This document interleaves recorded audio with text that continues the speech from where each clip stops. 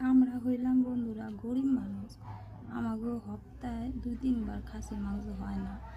আমাগো 6 মাসে 9 মাসে একবার খাসির মাংস হয়। এই দেখো বন্ধুরা, রান্না করছি খাসির মাংস।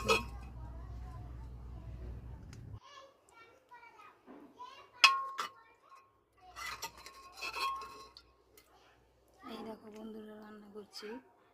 আর খাসির মাংস 6 মাস পরে খামো।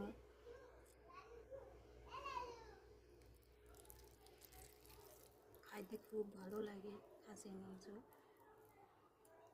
একটা আলু নিই, একটা ভাত নিয়ে